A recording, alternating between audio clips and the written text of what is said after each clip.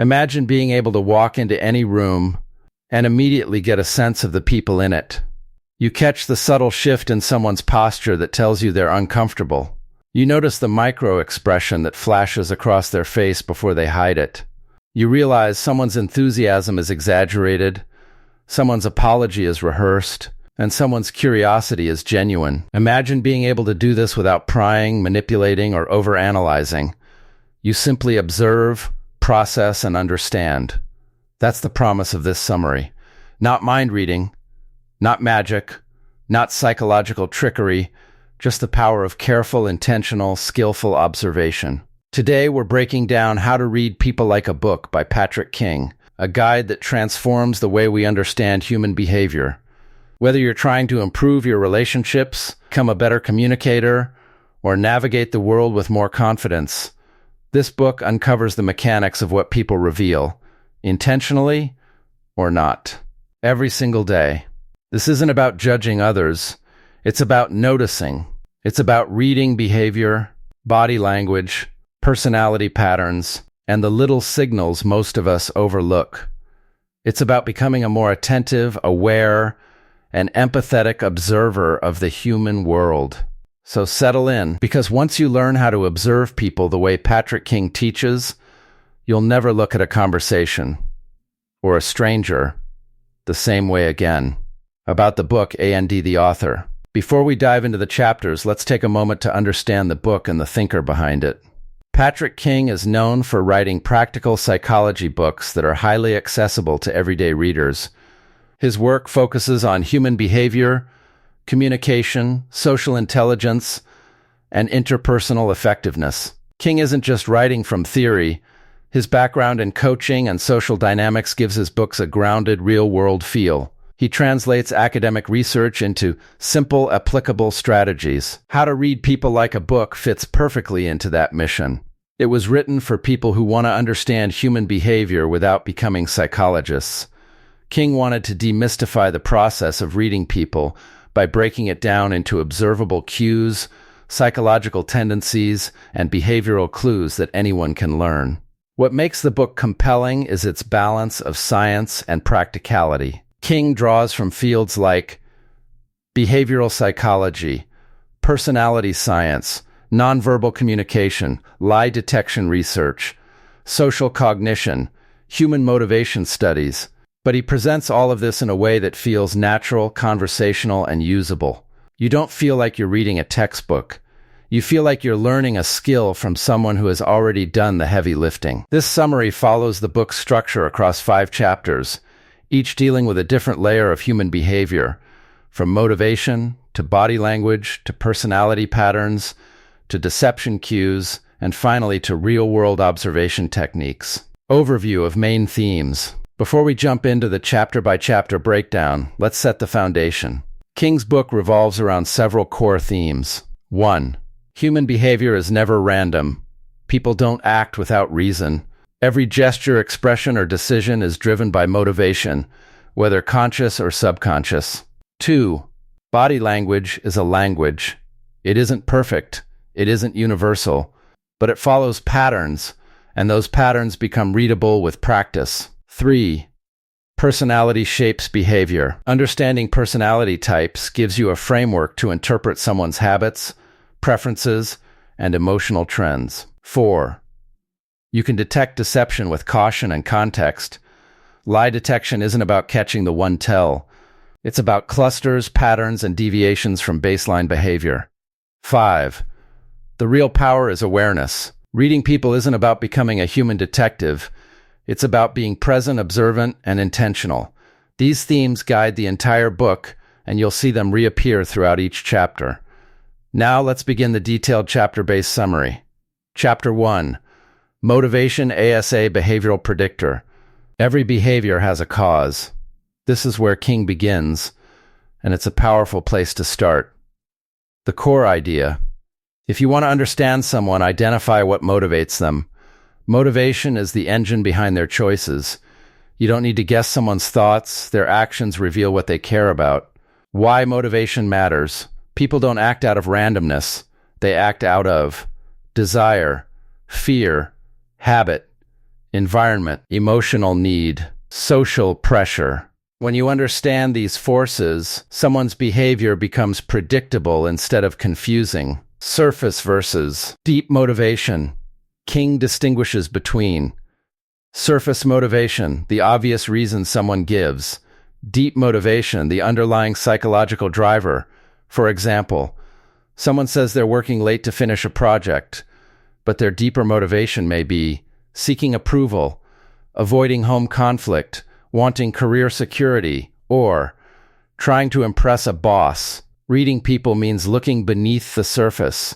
Two major categories of motivation. King breaks human motivation into two broad categories. 1. Approach motivation. This is the drive to pursue something positive. People with strong approach motivation often seek rewards and opportunities, are forward-moving, display enthusiasm, take initiative, prefer action over caution, engage socially. Examples: starting a conversation, joining a new project, expressing excitement, volunteering. Someone who steps forward physically, leaning in, expanding their posture, walking with purpose, often has approach-oriented motivation. 2. Avoidance motivation. This is the drive to escape something negative. These individuals prefer predictability, avoid risk, seek comfort and safety, hesitate before acting, pull away physically, are more likely to be cautious or quiet. Examples: avoiding confrontation, skipping events, holding back opinions, remaining on the sidelines. Avoidance motivation isn't weakness, it's self-protection. King encourages us not to judge either motivation type, but to observe which one someone defaults to. Emotional motivation. Emotions are powerful predictors. For instance, anger motivates action, fear motivates withdrawal, happiness motivates openness, sadness motivates retreat, curiosity motivates exploration, anxiety motivates preparation or avoidance. If you learn to read the emotion behind an action, you understand the behavior that follows. Environmental motivation. King also points out that context shapes behavior as much as internal states do. People act differently at work versus home. Their behavior changes depending on who is watching. Stressful environments create protective behavior. Supportive environments create expressive behavior. So reading people requires reading the situation too. Habitual motivation. Some motivations are conditioned by years of repetition. For example, a child who grew up in chaos becomes hypervigilant. Someone raised with praise becomes approval-seeking. A person who experienced scarcity becomes frugal. Someone bullied develops avoidance tendencies. These motivations are embedded deeply. Behavior is a clue, not a verdict. King stresses an important point. Behavior hints at motivation. It doesn't announce it. You need context, patterns, and multiple observations. For example, a person crossing their arms isn't automatically defensive. They may just be cold.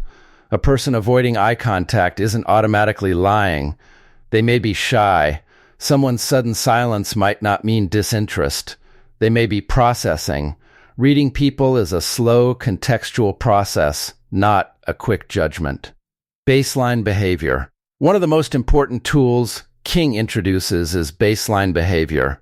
If you want to understand someone, you must know how they behave when nothing is influencing them. For example, some people gesture a lot. Some rarely make facial expressions. Some naturally speak loudly. Some avoid eye contact out of habit. Some are naturally fidgety. A deviation from their baseline, not the behavior itself, is what reveals motivation. If someone who is usually calm becomes agitated, something shifted. If someone who is always talkative becomes quiet, they're holding back or processing. Understanding motivation begins with understanding someone's norm. Predictive behavior patterns. Once you connect someone's motivation with their baseline actions, you can predict their behavior. For instance, a person driven by approval will act differently in front of authority. Someone driven by security will hesitate in uncertain situations. A person motivated by status may exaggerate achievements. Someone motivated by belonging will adapt quickly to group behavior. Reading motivation makes behavior logical. Real-world application. Here's how King suggests using motivation. Observe behavior. Determine whether it fits approach or avoidance motivation. Identify emotional or environmental factors. Compare behavior to baseline. Make a tentative hypothesis. The keyword is tentative. Reading people is about possibilities, not conclusions. Chapter 2. The Body, the Face, A&D Clusters. Now that King has laid the motivational foundation, he moves into the physical cues people display. This is the chapter most readers expect when they pick up a book about reading people. But King immediately corrects a popular misconception. Body language is not a silver bullet. There is no single gesture that means one specific thing. Instead, body language must be interpreted in clusters, groups of cues that appear together. The limits of body language. King spends time explaining what not to do. Don't jump to conclusions. Don't assume universality. Don't interpret one cue in isolation. Don't forget culture, personality, and comfort. Because body language is messy. For example, crossing arms may mean frustration, but it may also mean coldness or comfort. Tapping feet may mean impatience, but it may also be a habit. Avoiding eye contact may indicate deceit, but it may also be shyness or neurodivergence. The goal is to read patterns, not isolated gestures. Physical baselines. Just like with motivation, body language has baselines. Some people always smile, rarely smile, gesture wildly, move minimally, stand stiff, lean casually. You must know someone's baseline before interpreting deviations. Open versus closed body language. King categorizes body language into open and closed postures. Open posture.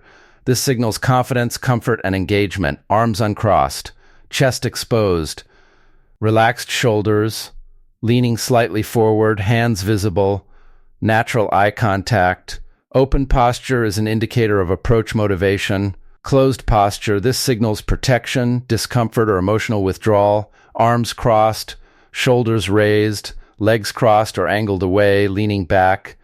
Hands hidden, guarding motions. Closed posture suggests avoidance, insecurity, or stress. But again, context matters. Someone might cross their arms because the room is cold. Someone might avoid eye contact because they're tired.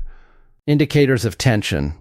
Tension shows up in the body in predictable ways. Tight jaw, stiff neck, rigid shoulders, fidgeting, pressed lips, rapid blinking, foot tapping. Tension isn't always negative. It can indicate excitement, attraction, uncertainty, anxiety, or anticipation. The key is recognizing when tension rises compared to baseline. Comfort versus discomfort behaviors. King names these as some of the most reliable indicators.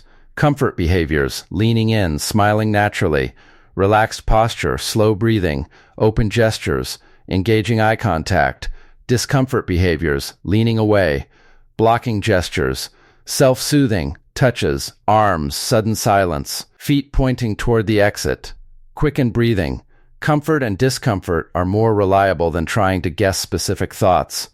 Micro-expressions. King draws heavily from psychological research here. Micro-expressions are involuntary, fast 25 to 1/15 of a second. Emotional reveals, hard to control. The 7 universal emotions King highlights include happiness, sadness, fear, anger, surprise, disgust, contempt. These micro-expressions often reveal what someone feels before they mask it. Facial clusters. Rather than relying on one expression, King shows how to read clusters. For example, stress cluster, tight lips, furrowed brow, narrowed eyes, rigid posture, shallow breathing. Comfort cluster, soft eyes, relaxed face, genuine smile, open. Posture. Clusters confirm while isolated cues mislead. The feet are honest. King humorously explains that the upper body lies, but the feet tell the truth. Feet point toward what someone wants and away from what they avoid. If a person's words say I'm interested, but their feet point toward the door, trust the feet. Hands reveal intent. Hands convey comfort or discomfort. Open palms stex honesty or openness. Hidden hands cuck guarded feelings. Fidgeting cuck internal tension. Touching objects cuck self-soothing. Nervous hands are often the biggest giveaways in a conversation. Putting it together, clusters. King teaches a simple 3-step method. Identify whether behaviors show comfort or discomfort. Look for clusters rather than single cues. Compare the cluster to baseline behavior. This is the backbone of reading body language effectively. Chapter 3. Personality Science A&D Typology. If the first two chapters focused on what people do on the outside, this chapter explores why people behave the way they do internally. Patrick King shifts from body language and motivation to the deeper psychological frameworks that shape human behavior. This chapter is dense, but it's incredibly practical once you start connecting the dots. King's central argument is that personality is like a blueprint. It doesn't determine every action someone will take, but it heavily influences their preferences, reactions, and tendencies. When you understand someone's personality, you can anticipate a significant portion of their behavior even before they act. Why personality matters in reading people. Personality is stable over time. Body language shifts with situation and mood, but personality traits stick. By learning how to identify personality patterns, you gain a sort of behavioral map. You don't need to guess whether someone is likely to react emotionally, methodically, impulsively, or cautiously. Their personality explains much of that automatically. King notes that personality isn't about putting people in boxes. It's not about oversimplifying human beings. Instead, it's about recognizing recurring tendencies that show up across situations. A person's personality helps answer questions like, how do they handle stress? Do they prefer structure or spontaneity?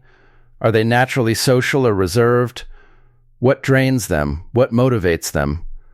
How do they approach decision-making? Once you understand the underlying patterns, you'll find that people become easier to predict, interpret, and empathize with. Major personality models King draws from. King doesn't rely on just one model. Instead, he draws from several well-known frameworks. He doesn't dive into them academically, but he gives just enough practical explanation so the reader can use them in everyday observation. 1. The Big Five personality traits. The Big Five is one of the most respected models in psychology.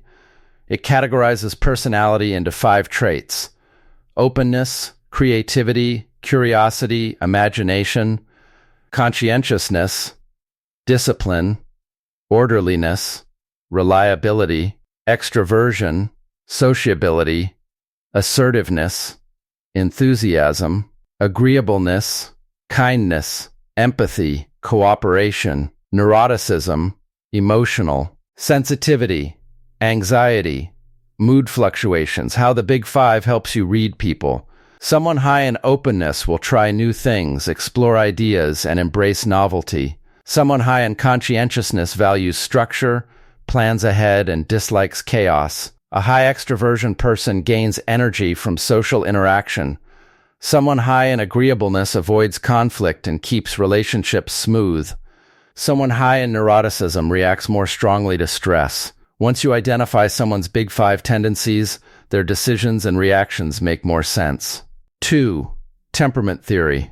King summarizes classic temperament theory, which sorts people into 4 types: sanguine, enthusiastic, social, energetic, choleric, ambitious, driven, assertive, melancholic, analytical, detail-oriented, cautious, phlegmatic, calm, patient, easygoing.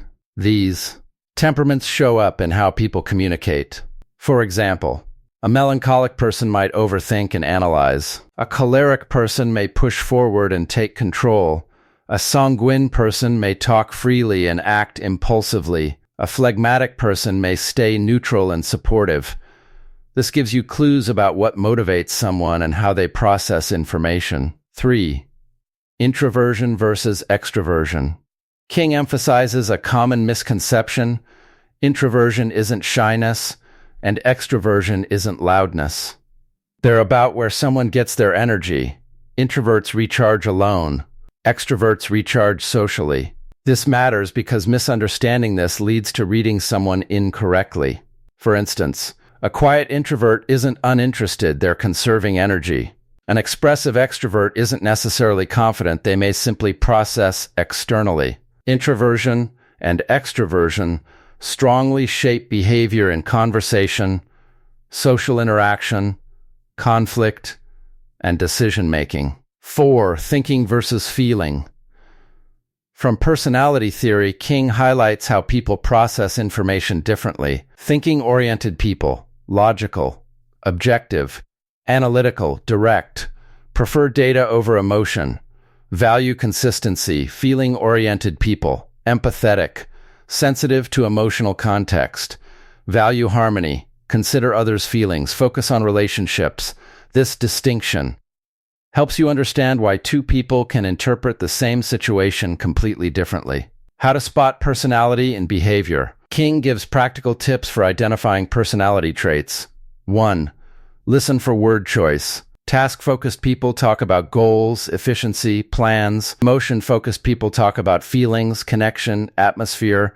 Extroverts talk in bursts, telling stories and reacting loudly. Introverts choose words carefully and speak more slowly. 2. Observe their decisions. Do they plan ahead or improvise? Do they think out loud or silently? Do they avoid conflict or dive in? Do they organize or roll with uncertainty? Behavior is a window into personality.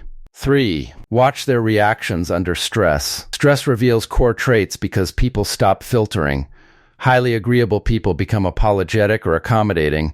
Highly neurotic people become anxious or overwhelmed. Highly conscientious people become rigid or controlling.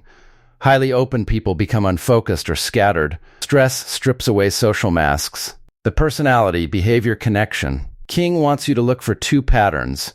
1. Personality predicts behavior. A naturally cautious person will avoid sudden risk even if the situation seems safe.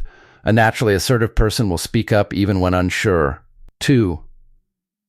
Behavior confirms personality. If someone consistently chooses routine, avoids confrontation, prefers predictability, reacts cautiously, you can reasonably guess they have a high conscientiousness and low openness to risk personality. With personality understanding, you no longer guess randomly. You make informed interpretations. Personality A&D relationships. King explains that personality impacts how people connect. Extroverts, warm, engaging, conversation forward. They show interest by increasing energy. Introverts, thoughtful, observant, slower to open up. They show interest by sharing depth, not volume. High agreeableness, cooperative, diplomatic, kind. These people avoid conflict and seek harmony. Low agreeableness. Direct, skeptical, competitive. They value truth over comfort, clarity over softness. High openness. They experiment, they explore. They think in possibilities. Low openness. They favor tradition. They prefer predictability. They stick to what works. Understanding these dynamics makes reading someone's relational behavior far easier. Personality A&D communication style. King highlights key communication patterns based on personality. Direct communicators. Straightforward. Efficient. Task-focused. Goal-oriented. Often thinkers, choleric types, or conscientious personalities. Indirect communicators. Subtle. Nuanced. Relationship-focused. Sensitive to tone. Often feelers, sanguine or phlegmatic types, or agreeable personalities. If you don't recognize these differences, you may misinterpret someone as rude, cold, overly emotional, or vague. But really they're just communicating in their natural style. Personality A&D emotional expression. King explains that people differ widely in how they express emotion. Some people show everything on their face. Others barely show a thing. Some people process aloud. Others process internally. Some talk through conflict. Others withdraw until calm. You can't judge emotion by expression alone. You must connect it to personality. The danger of typology misuse. King warns, personality models are guides, not definitions. People are more complex than categories. If you rely too heavily on personality labels, you might oversimplify people, predict incorrectly, misnuance, judge prematurely. The purpose is not to limit people, it's to understand tendencies. How to use personality to read people. King gives a clear method. Observe behavior patterns, identify personality tendencies, connect personality to likely motivations, interpret new behavior using personality as context. Personality becomes a backbone for understanding everything else in the book. With this, King transitions to one of the most misunderstood aspects of reading people, Lie detection. Chapter 4, Lie Detection 101, Caveats. If there's one topic people always ask about, it's how to tell if someone is lying. King approaches this carefully and responsibly. His stance is clear. There is no single gesture, cue, or behavior that proves someone is lying. Not one. Not avoiding eye contact, not touching the face, not fidgeting. Lies reveal themselves in patterns, clusters, and inconsistencies, not in isolated signals. Why people lie. King outlines common reasons people lie: to avoid consequences, to protect someone's feelings, to make themselves look better, to hide embarrassment, to avoid conflict, to gain advantage, to protect privacy, to manipulate. Understanding the motive behind a lie is often more useful than trying to catch the lie itself. The myths of lie detection. King debunks several myths. Myth 1, liars avoid eye contact. Reality, some liars stare too hard because they're trying to seem honest. Others look away simply because they are shy or introverted. Myth 2, fidgeting means deceit. Reality, nervousness, lying. People fidget when anxious, excited, overwhelmed, or distracted. Myth 3, speech errors reveal lying. Reality, people stumble on their words for hundreds of non-deceptive reasons, including stress or awkwardness. Myth 4, rapid blinking is a lie tell. Reality, blinking patterns vary widely across individuals. King reiterates, never interpret deception from a single cue. The real signs of deception. King focuses on clusters, context, and, most importantly, deviations from baseline. He explains 4 major indicators. 1. Nonverbal mismatch. This is the most reliable indicator. If someone says they're confident but their voice trembles and their shoulders shrink, the mismatch signals something is off. Examples. Saying "I'm fine" with a distressed expression. Claiming excitement but showing no energy. Mentioning trust while blocking the body or turning away. The inconsistency hints at hidden emotion. 2. Change from baseline. Everyone lies differently, but everyone has a baseline. If a normally calm person becomes jittery during a specific answer, that deviation matters. If a normally expressive person becomes stiff, that shift matters. If a normally talkative person gets vague, that matters. You're not looking for lie signals, you're looking for behavioral changes. 3. Overcompensation. Liars may try too hard to appear honest. Examples: excessive eye contact, overly detailed stories, repeating phrases, dramatic displays of sincerity, overemphasizing honesty to tell you the truth. Overcompensation often reveals insecurity about being believed. 4. Cognitive load. Lying takes mental effort, more than truth-telling. So liars often speak more slowly, pause more frequently, need time to recall fabricated details, keep stories vague, avoid complex explanations, give short answers, blink less. Their minds are working overtime. King's practical lie detection method. King provides a simple step-by-step approach. Step 1. Establish the baseline. Observe how the person behaves when relaxed and truthful. Step 2. Ask neutral questions first. This keeps behavior natural. Step 3. Ask key questions and observe changes. Differences matter more than specific cues. Step 4. Look for clusters. At least 3 or more signals appearing together. Tension spikes, changes in posture, mismatch between words and tone. Inconsistencies in detail, evasive behavior. 1 cue means nothing. 3 or more cues in combination signal a higher likelihood of deception. Step 5. Notice story structure. Liars often speak in fragments, add irrelevant details. Rehearse only parts of their story. Struggle with timeline clarity. Truthful stories tend to flow more naturally. Step 6. Check for emotional congruence. Emotion should match the story. If someone claims they're upset but shows no facial expression or vocal change, something doesn't align. Caveats, A&D warnings. King is extremely clear. You should never accuse someone of lying based only on behavioral cues. Signals only suggest possibility. They do not confirm guilt. People may show deception-like behavior due to anxiety, insecurity, trauma, social pressure, personality traits, shyness, feeling judged, neurodivergence. The key is empathy, not judgment. Chapter 5, Using the Power of Observation. This final chapter brings everything together. It's the practical, real-world application of everything King has taught. If the earlier chapters gave you tools, this chapter teaches you how to use them effectively. Observation is a skill. King emphasizes that reading people is not natural talent, it's learned. Anyone can become observant. Anyone can train their attention. Anyone can improve their awareness. The secret is intentional practice. The 3 levels of observation. King describes observation as a layered skill. 1. Passive observation. This is the simplest form. You notice what's happening without trying to interpret it. Who is talking the most? Who is the group paying attention to? Who looks comfortable or uncomfortable? Who is quiet? Who is dominant? Where are people positioned? This stage builds awareness. 2. Active observation.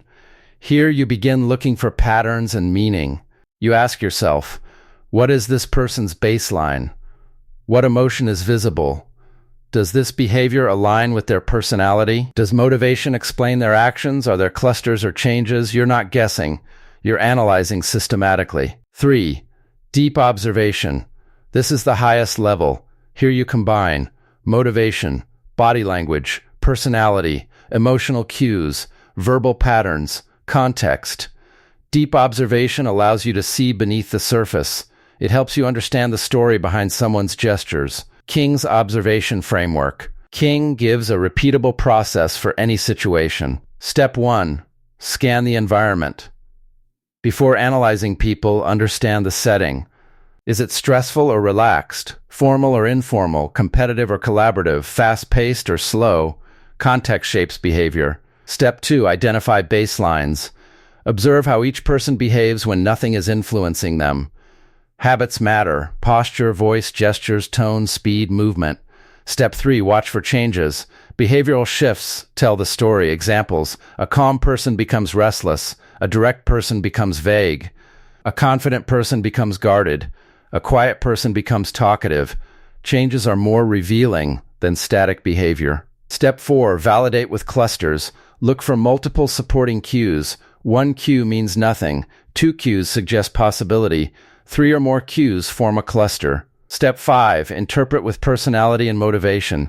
This is where King's theory shines. Ask, what personality trait explains this? What motivation is driving this behavior? Is this approach or avoidance behavior? What emotional state does this signal? This creates a richer interpretation. Step 6. Focus on comfort versus discomfort. King says this is the simplest and most universal way to read people. Comfort, openness, ease, authenticity. Discomfort, protection, insecurity, uncertainty. If you can spot comfort versus discomfort, you can understand most social situations. Step 7. Always reconsider your first impression. First impressions are often biased, emotional, incomplete, based on stereotypes. True reading comes from ongoing observation, not instant judgment. Observation habits to practice daily. King gives exercises to build observational strength. 1. The people watching exercise. When you're in a cafe or public place, observe posture, track energy levels, watch interactions, identify comfortable and uncomfortable people, compare personalities. This isn't about invading privacy. It's about noticing patterns. 2. The cluster challenge. Try identifying 3 cues that align: comfort, tension, approach, avoidance. Cluster recognition speeds up your reading skills. 3. The baseline game. Observe someone you know well. Identify 5 baseline behaviors. Next time you see them, look for differences. 4. The emotion guessing game. Silently guess what emotion someone is feeling based on their microexpressions. This trains subtle awareness, the real power of observation. King emphasizes that observation isn't about analyzing people harshly. It's about curiosity and empathy. When you understand people better, conversations become smoother, relationships strengthen, conflicts reduce, trust increases, misunderstandings decrease, communication becomes clearer. Reading people helps you connect, not control. Key insights A&D takeaways. Let's wrap up the main lessons from the entire book. 1. Behavior is driven by motivation. Approach versus avoidance is a foundational distinction. 2. Body language is meaningful only in clusters. No single cue reveals truth. 3. Baseline behavior is everything. A change from baseline means more than any isolated gesture. 4. Personality is the blueprint of behavior. Traits shape habits, reactions, and preferences. 5. Lie detection is about patterns and mismatches, not about stereotypes. 6. Observation is a trainable skill. You get better through intention and practice. 7. Versus discomfort is the most reliable lens.